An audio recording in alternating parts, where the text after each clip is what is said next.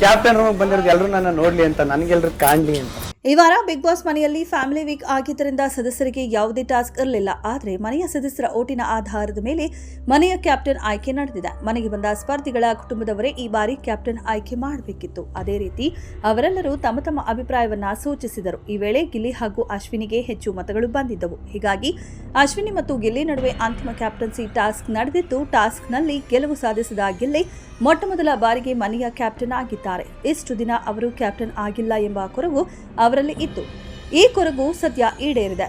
Gilli task ಆಡಿಯೇ captain ಆಗಿದ್ದಾರೆ. Gilli captain ಆಗಿರುವ episode ಇನ್ನೂ ಪ್ರಸಾರವಾಗಿಲ್ಲವಾದರೂ ಸದ್ಯ ಸೋಷಿಯಲ್ ಮೀಡಿಯಾದಲ್ಲಿ ಈ ಬಗ್ಗೆ ಚರ್ಚೆಗಳು ಜೋರಾಗಿ ನಡೆದಿದೆ. ಆದರೆ ಗಿಲ್ಲಿಯ ದುರಾದೃಷ್ಟಕ್ಕೆ ಗಿಲ್ಲಿ ಕ್ಯಾಪ್ಟನ್ ಆದ ವಾರವೇ ಸುದೀಪ್ ಬಿಗ್ ಬಾಸ್ಗೆ ಗೈರಾಗಿದ್ದಾರೆ. ಈ ವಾರ ಸುದೀಪ್ ಬಿಗ್ ಬಾಸ್ ನಡೆಸಲು ಬರುತ್ತಿಲ್ಲ.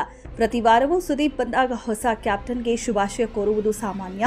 ಆದರೆ ಗಿಲ್ಲಿ ಕ್ಯಾಪ್ಟನ್ ಆದಾಗಲೇ ಸುದೀಪ್ ಗೈರಾಗಿ ಗಿಲ್ಲಿ ಅವಕಾಶದಿಂದ ವಂಚಿತರಾಗಿದ್ದಾರೆ. ಇದೆಷ್ಟು ಈ ಹೊತ್ತಿನ ಸುದ್ದಿ. ಮತ್ತಷ್ಟು ಸುದ್ದಿಗಳಿಗಾಗಿ ನೋಡ್ತಾ ಇರಿ ಸಿರಿ ಟಿವಿ.